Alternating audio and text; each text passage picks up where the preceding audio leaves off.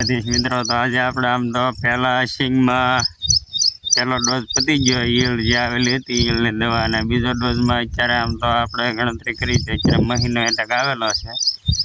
તો અત્યારે આપણે સિંગમાં મહીની દવા છાંટવાનું ચાલુ છે. કાલે અડધી છાંટી હતી પણ હાલના વરસાદ આવી ગયો એટલે આપણે બંધ રાખેલી છે. ને અત્યારે બીજો છંટકાવ આપણે ચાલુ છે મહીનો. તો મહી આવેલી છે પણ બહુ એટલી બધી આપણે નથી આવેલી. આ રીતની કોક ઈયળું છે, એ ઈયળું કોક રહી ગયેલી છે પહેલાં છંટકાવમાં, અને બીજા છંટકાવમાં આપણે આમ તો કોરાજન અને મહીની દવા બે આપણે છાંટીએ છીએ.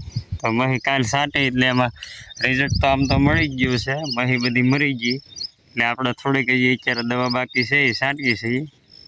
તો છાંટવાનું કામ ચાલુ છે. અને અત્યારે વરસાદી વાતાવરણ આમ તો શ્રાવણ મહિનાનો પહેલો દિવસ છે એટલે ધીમી ધારે સવારમાં ધીમું ઝરમરિયું આવ્યું હતું. ને વરસાદ આમ તો અમારે અત્યારે સિંગમાં હુયા મેકવાનો ટાઈમ થઈ ગયેલો છે. અત્યારે હુયા ફૂટે જ છે સિંગમાં, હજુ હુયા. તો અત્યારે આપણે વાતાવરણ એ સારું છે અને બહુ વરસાદની ખેંચ નથી આવી એટલે આપણે આમ તો ફાયદો છે. અને આ આપણે જે ઓલી ઓતરા માંડવી છે, આનું વાવેતર એ સારું છે. આમાં અત્યારે ટૂંકા દિવસોમાં 90 દિવસમાં પાકતી જાત છે એટલે આ વધારે વધેલી હોય. એટલે ઓલી જે આપણે બાજુની માંડવી છે એ ગિરનાર 4 છે એટલે એ થોડીક ઓછી ઉપડે, 4 મહિનાની પિત્તવાળી કહેવાય. એટલે તો આમાં પાળા ચડાવી દીધા છે ને આમાંય હુયા ફૂટી ગયા છે. આપણે સિંગમાં હુયા બધા ફૂટવા જ મીંડા છે આમાં. ને આમાં આમ તો મહીની દવા છાંટી દીધી એટલે વહી ગઈ છે, બધી મરી ગઈ.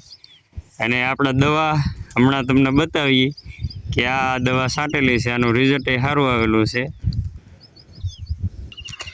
તમે આપણે પાડોશી ખાતર નાખે છે સિંગમાં, અત્યારે એને ખાતર નાખવાનું બાકી હતું એટલે અત્યારે એ ખાતર નાખે છે. DAP અને ઈયળડીનો ફળ આ રીતે નાખે છે, એક મેકીને એક રાપામાં. આ DAP ની ઈયળડીનો ફળ બે ખાતર છે. અને આ ખાતર એણે વાવવામાં તે ઉપયોગ કરેલો હતો. આનું રિઝલ્ટ કેવું આવેલું હતું વાવવામાં? સારું રિઝલ્ટ આમ બધા ખાતર કરતા સારું કે? હા. તો આમ તો પાડોશી કહે છે અમારે બધા ખેતર કરતા બધામાં જે ખાતર વાવે એની કરતાં ઈયળડીનો ખોળ અને જે DAP નાખેલું હોય એમાં રિઝલ્ટ બહુ સારું આવેલું છે.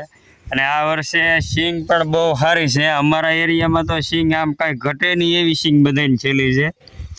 બાકી જેવી મહેનત એવું હોય કામ. ગઈ 28 મહિનો પૂરો થઈ ગયો, 1 મહિનો ને 10 દિવસ જેવું આ સિંગને છેલ્લું છે. તો આ સિંગમાં પાળા સડી ગયા ને આમ જુઓ તમે કે આમ રાપા ભળી જાય એવી સિંગ ઉપડેલી છે. આપણે જે ઈયળડીનો ખોળ નાખીએ એમાં રિઝલ્ટ બહુ સારું આવે ને એના રિઝલ્ટમાં ફાયદો કેવો મળે ખેડૂતને? સારું મળે છે, હુકારો ન આવે, રાખોડી ન આવે. આમાં ખેડૂતનું એવું કહેવું છે કે હુકારોય ન આવે ને રાખોડી ન આવે.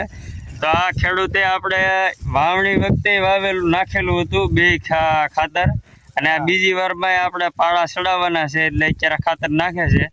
તો આમાં રિઝલ્ટ બહુ સારો ફાયદો મળે અને સિંગમાં ઉતારો સારો થાય. અને ગયા વર્ષ કરતાં બધા વર્ષ કરતાં આ જે જમીન છે એ હાવ ઢોરાવાળી છે. તો ઢોરાવાળી જમીન છે પણ સિંગમાં આ વર્ષે ફૂલ હારામાં સારી સિંગ છે, ઉતારો સારો આવશે. અને ફાલમાં અત્યારે તો જોઈએ આમ બહુ સારી સિંગ લાગે છે. અને અમારા વિસ્તારમાં દર વર્ષે નવી જ વેરાયટી હોય, 39 હોય. આ વર્ષે ઓતરા નવી નીકળેલી છે. તો ઓતરા સિંગનું વાવેતર ખૂબ વધારે છેલ્લું છે.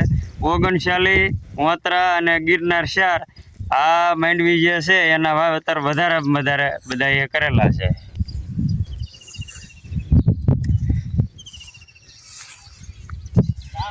હવે અહીંયા આપણે એક બાજુના ખેતરમાં જઈએ છીએ, એમાં આમ તો પાળાએ મારી દીધા અને ખાતરે નાખી દીધું. તો એ માંડવી આપણે જોઈએ એટલે આ માંડવી જે આપણે જોવા જઈએ છીએ એ 39 માંડવી છે. તો એમાં પાળાએ કમ્પ્લેટ લાગી ગયેલા છે, આમાં ખાતરે નાખી દીધેલું છે અને આમાં પાળા મારી દીધેલા છે. એટલે પાળા એ રીતે આમ પાછળ થોડીક ધૂળ રહેવી જોઈએ. પાળો મારે એટલે હાવ કોરી ટાકડી ન થઈ જવી જોઈએ. થોડીક પણાહ રહે તો જમીન વરસાદે જે ખેંચાયું હોય ખેંચાવે તો બહુ એકદમ પાવી ન પડે એટલે વાંધો ન આવે. પણ આમ તો લગભગ અમારે હજી સુધી વાવણી છે પછીથી વરસાદની ખેંચ આવી જ નથી. વાવણી પછીનો વરસાદ તો અમારે સારો છે, પીત પાવાની જરૂર પડી નથી, સારું વરસ છે. હવે શ્રાવણ મહિનો બેસતા આમ તો મહિનો એટક ફૂલ આવેલો હતો એટલે બધે દવા નાખી દીધી. આ રીતનું જો બકાલામાં એટલી બધી મહી બેસી ગયેલી હતી કે આ જે ફાલ આવે વાલોળમાં પાપડીમાં એ ફાલે તે ફૂંકવી દે એટલી મહી આવેલી હતી. તો આમાંય દવા છાંટી દીધેલી છે એટલે આમ તો રિઝલ્ટ તો દવામાં સારા દેખાય છે. તો આપણે દવા હમણાં બતાવવાની છે કે કઈ દવા છાંટીએ તો એનાથી રિઝલ્ટ સારું આવે. આપણે અત્યારે સિંગમાં એ દવા છાંટી રહ્યા છે એ આ રોગન છે, રોગન રોસુનવાળાની રોગન, અને બીજું છે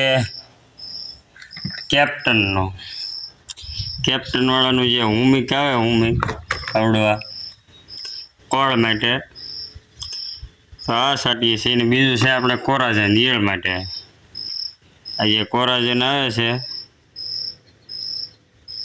કોરાજન છાંટીએ છીએ. તો અમારો વિડીયો સારો લાગ્યો હોય તો લાઈક, શેર અને સબસ્ક્રાઈબ કરવાનું ભૂલતા નહીં. જય દ્વારકાધીશ.